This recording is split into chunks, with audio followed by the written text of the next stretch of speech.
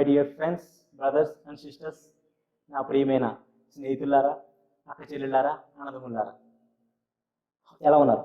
How are you? మీరు ఇంగ్లీష్లో అనర్గళంగా తప్పులు లేకుండా మాట్లాడాలనుకుంటున్నారా? Do you want to speak in English without any mistakes at all? Is it possible? సాధ్యమేనా? Yes, it is possible. అయితే ఈ రోజుల్లో ఇంగ్లీష్ అవసరం. ఒక స్కూల్కి వెళ్ళే పిల్లాడి దగ్గర నుంచి ఉద్యోగం కోసం ప్రయత్నించే ప్రతి ఒక్క యంగ్స్టర్స్కి, యూత్స్కి, అందరికీ కూడా ఇంగ్లీష్ అవసరం చాలా ఉంది. అలాగే బిజినెస్ పీపుల్, బిజినెస్ చేసే వాళ్ళు కూడా వాళ్ళ బిజినెస్లో వాళ్ళతో కస్టమర్స్తో మాట్లాడాలంటే ఇంగ్లీష్ అవసరం. అలాగే చాలామంది గవర్నమెంట్ ఎగ్జామ్స్ ప్రిపేర్ అయ్యేవాళ్ళు కాంపిటేటివ్ ఎగ్జామ్స్లో ఇంగ్లీష్ గ్రామర్ అవసరం చాలా ఉంది. So nowadays every one needs English. From a school students who must speak in English during his school, and also for an unemployed youth who wants to demonstrate his technical skills to his interviewer, and also for the business people who wants to convince their customers who are abroad, and for the youth who are preparing for competitive exams, that is government exams, they need grammar. But in order to learn everything, you should learn grammar, you should learn English. But the problem here is, so many people say that, ఇక్కడ చాలా మంది చెప్తారండి, ఏంటి, English grammar లేకుండా English నేర్చుకోవచ్చు, ఒక్క పదం కూడా గ్రామర్ నేర్చుకోకుండా ఇంగ్లీష్ నేర్చేసుకోవచ్చు అండి, కానీ కొన్ని పదాలు గుర్తుపెట్టుకోవాలంటారండి. కానీ ఇక్కడ మర్చిపోయే విషయం ఏంటి, ఇక్కడ అసలు నిజం ఏంటంటే ఇంగ్లీష్ గ్రామర్, బేసిక్ గ్రామర్ నేర్చుకోకుండా ఒక్క సెంటెన్స్ కూడా, అంటే ఒక్క వాక్యం కూడా తప్పు లేకుండా ఇంగ్లీష్లో పలకడం సాధ్యం కాదు. ఓకేనండి? So nowadays so many people say that without even learning grammar you can speak English, but you have to remember some words. But the problem here is that the real truth is you can't even spell a single sentence without learning grammar. You should have some basic grammar concepts here. Okay? మన ఛానల్లో English నేర్చుకోవాల్సిన కావాల్సిన grammar అంతటినీ కూడా చాలా ఇష్టపడుతూ నేర్చుకునే విధంగా మన ఛానల్లో చెప్పడం జరుగుతుంది. In our channel we will teach you English in our channel we will teach you the basic grammar which is required to speak English fluently in an enjoyable manner that you can learn everything. అలాగే మన ఛానల్లో చెప్పి English grammar concept మొత్తం ఒకసారి తెలుగులో, వెంటనే ఇంగ్లీష్లో కూడా చెప్పడం జరుగుతుందండి. సో సెంటెన్స్ ఫార్మేషన్ అనేది నేను తెలుగు నుంచి ఇంగ్లీష్లో ఎలా చెప్తున్నానో ఒక్కసారి మీరు అందరూ పరిశీలించండి. Please observe, we will be speaking in English and in Telugu.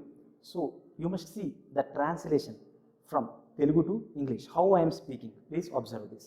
So you can learn like that also, English in that way also. Okay, let's start our class now. Generally in English you need a sentence. Sentence consists of subject and verb and object. ఈ sentence patterns ఎలా ఉంటున్నాయో మన క్లాస్లో సవివరంగా వివరించడం జరుగుతుందండి మన first క్లాస్లో. Okay, sentence patterns are the arrangements of words in a sentence to convey clear meaning according to the context. ఈ సెంటెన్స్ ప్యాటర్న్స్ ఏవైతే ఉన్నాయో అవి పదాలన్నీ కూడా సరైన కూర్పులో అమర్చడం జరుగుతుంది. ఒక సెంటెన్స్ కింద ఒక వాక్యం కింద ఫామ్ చేసి దాని యొక్క అర్థం అందరికీ తెలిసే విధంగా సెంటెన్స్ యొక్క ఫార్మేషన్ ఉంటుంది. ఓకే, ఈ సెంటెన్స్ ప్యాటర్న్స్లో టైప్స్ అంటే ఎన్ని రకాలుగా ఉన్నాయంటే సబ్జెక్ట్, వెర్బ్. ఇక్కడ సబ్జెక్ట్ అంటే ఏంటండి, పని చేసే వాళ్ళని సబ్జెక్ట్ అంటారు, గుర్తుపెట్టుకోండి. అది ఎవరైనా కానీ, అది మగ మనిషి అవ్వచ్చు, ఆడదవ్వచ్చు, లేదంటే that can be male, that can be female, that can be animal, anything. So here subject is the person who is doing work, and the verb is nothing but doing work. Let us look after some examples. మనం కొన్ని examples చూద్దామండి. Birds fly. ఇక్కడ birds అంటే ఏంటండి, పక్షులు. ఇవి ఏం చేస్తున్నాయండి, ఎగురుతున్నాయి. Fly అంటే పని. So here subject is birds and the work which they are doing is fly. Next, Sita was singing. ఇక్కడ సబ్జెక్ట్ ఏంటండి, సీత. వాజ్ ఏంటండి, వాజ్ అంటే మీరు వెర్బ్ కాదనుకుంటున్నారు కదా, వాజ్ కూడా ఒక హెల్పింగ్ వెర్బేనండి. Singing is main verb. ఈ was, is, was, are, be forms, do forms ఇవన్నీ మన నెక్స్ట్ వీడియోలో చెప్పుకుందామండి. ఇవన్నీ ఏంటండి హెల్పింగ్ వెర్బ్స్. ఇక్కడ వాజ్ ఏం తెలియజేస్తుందండి, స్టేట్ ఆఫ్ ద గర్ల్, ఈ అమ్మాయి ఏం చేస్తుంది. This helping verb is also acting as main verb. Sita was singing. Next అండి subject, verb, object. Second sentence pattern అండి. ఇక్కడ ఏంటండి యాడ్ అయింది, వెర్బ్కి ఎక్కువగా ఆబ్జెక్ట్ అనేది యాడ్ అయింది. సో ఆబ్జెక్ట్ అంటే ఏంటండి, సబ్జెక్ట్ వెర్బ్ మనం చూసాం. ఆబ్జెక్ట్ అంటే ఏంటి, ఈ సబ్జెక్ట్ యొక్క లక్ష్యం ఏంటి, ఆ పని చేశాడు, దేని మీద పని చేశాడు అనే లక్ష్యాన్ని ఆబ్జెక్ట్గా చెప్పడం జరుగుతుంటుంది. Here what is the aim of the subject, that which object means, that is subject verb object. And for example, he ate an apple. Here subject is he and verb is ate and apple is the object. Yes, subject ate an apple. Okay sir. Next, I have seen the film. ఈ I have seen the film ఈ సెంటెన్స్ని చాలా ఎక్కువగా వాడతామండి. జనరల్గా ఈ sentence ఏంటంటే present perfect టెన్స్లో ఎక్కువ వాడతాం. I have seen the film, ఇక్కడ సబ్జెక్ట్ ఏంటండి ఐ, హ్యావ్ సీన్, సీన్ ఏంటంటే వెర్బ్, హ్యావ్ ఏంటండి ఇందాక మీకు చెప్పాను కదండి హెల్పింగ్ వెర్బ్ అని, ఇది కూడా ఒక హెల్పింగ్ వెర్బ్. ఫిల్మ్ ఏంటంటే అతను ఏం చేస్తున్నాడు ఫైనల్గా, ఇది object. I have seen the film. మనం అప్కమింగ్ క్లాసెస్లో చెప్దామండి పర్ఫెక్ట్ టెన్సెస్ దగ్గర నుంచి టెన్సెస్ వరకు అన్నీ నీట్గా ఎక్స్ప్లెయిన్ చేద్దామండి. Next let's see subject, verb, noun. Third sentence pattern is subject, verb, noun. ఇక్కడ ఏంటండి వెర్బ్ పక్కన ఆబ్జెక్ట్ ప్లేస్లో నౌన్ వస్తుందండి, అంతే, ఏమీ డిఫరెన్స్ లేదండి. She, for example she rights poems. She is subject, rights is the verb and poems is the noun. She is an engineer. She is an engineer, ఇక్కడ she అనేది subject వస్తుందండి. Is అనేది state of the verb, and that means state of what the girl was doing, what's the girls profession is అనేది explain చేస్తుంది. And engineer is a profession which is subject, verb, noun. Next subject, verb, adjective. ఇదేంటండి sir, what does adjective mean? Parts of స్పీచ్లో ఎక్కువగా చాలామంది confuse అయిపోతుంటారండి. What is the difference between adjective and adverb? Adjective is nothing but which qualifies a noun or pronoun, అంతేనండి. అంటే ఏంటి, ఆ మనిషి ఎలాంటిదో, మనిషి అందంగా ఉందా లేదా, మనిషి పొడుగ్గా ఉన్నాడా లేదా, మనిషి నవ్వుతున్నాడా, మనిషి ఏ విధంగా ఏ విధంగా ఉన్నాడు అంటే మనిషి యొక్క బయట రూపు, మనిషిని వర్ణించడం, which is describing the noun or pronoun.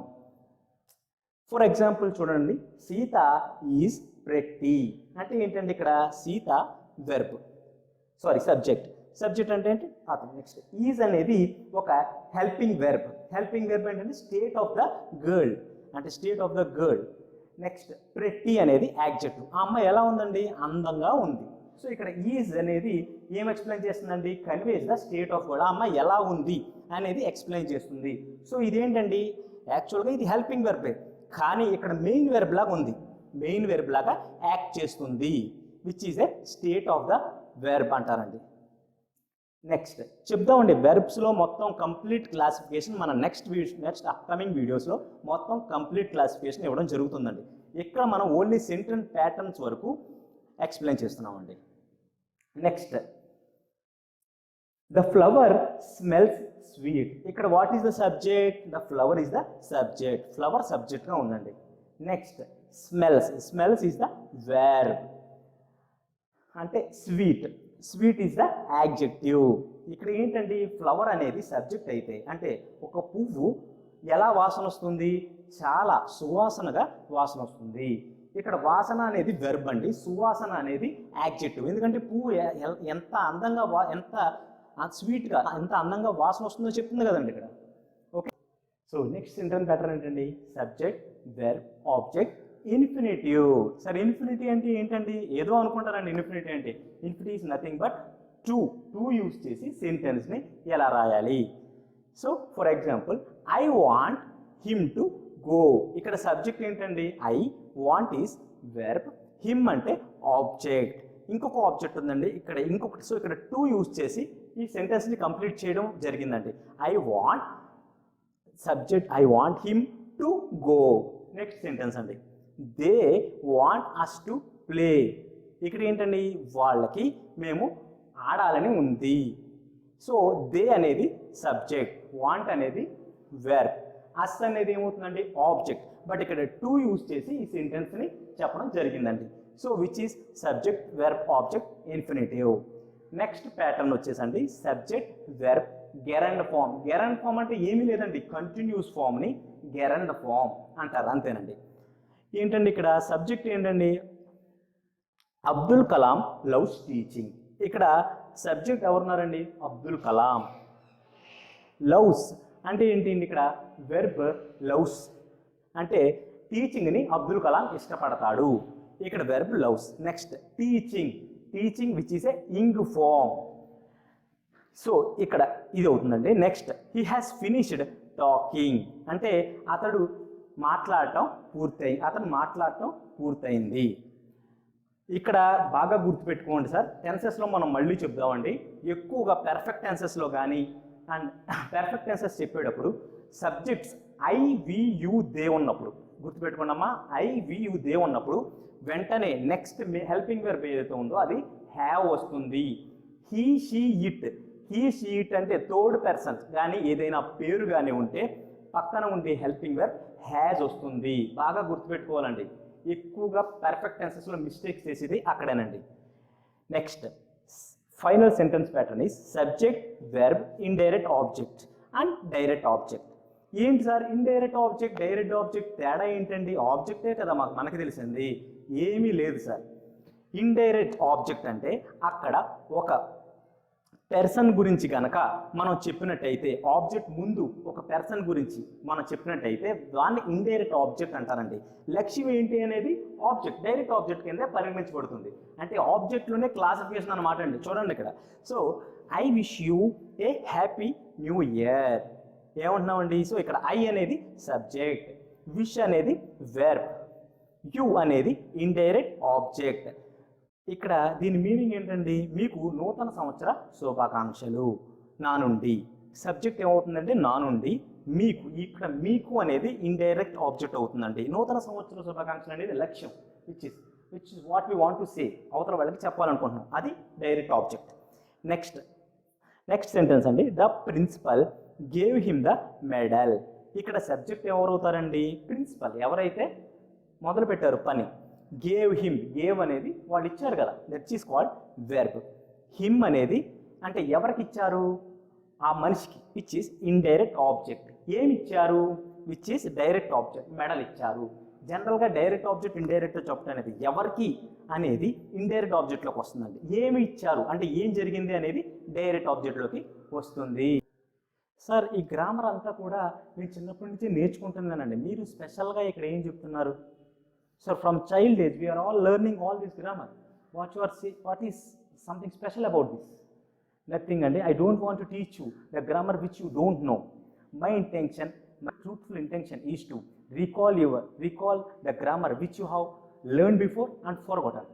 The main problem here is we are not using grammar while we speak English. That's the main problem. While we speak English, we are forgetting helping verbs, we are forgetting modal verbs, we are not even using the correct tense forms. But in my class I want to mix the grammar and spoken English as one and give you the gift of fluent speaking English to you. You will be surprised. మీరే ఆశ్చర్యపోతారండి. నా క్లాస్లో నేను ఏంటంటే గ్రామర్ని spoken ఇంగ్లీష్ని కలిపి మీకు ఒక అందమైన బహుమతిని ఇద్దాం అనుకుంటున్నానండి. ఎందుకంటే ఎక్కువగా మనం మాట్లాడేటప్పుడు హెల్పింగ్ వెర్బ్ ఫామ్స్, చిన్న వెర్బ్ ఫామ్స్ అనేవి 90% అంటే 90% అందరూ మర్చిపోతారండి. బట్ ఏంటంటే అవి వాళ్ళు చూసుకోరు. If you learn this grammar and spoken English and if you combine this, ఈ రెండింటిని కలిపినట్లయితే మీరు you will be surprised by looking at yourself, by looking at your language. మిమ్మల్ని చూసి మీరే ఆశ్చర్యపోయే రీతిలో ఐ విల్ టీచ్ యూ, నేను మీకు ఇంగ్లీష్ గ్రామర్ నేర్పుతానండి. Thank you for spending your valuable time for watching my videos. మీ విలువైన సమయాన్ని కేటాయించినందుకు ధన్యవాదములు. Please support my channel and please like it, please share it and subscribe my channel. నమస్తే.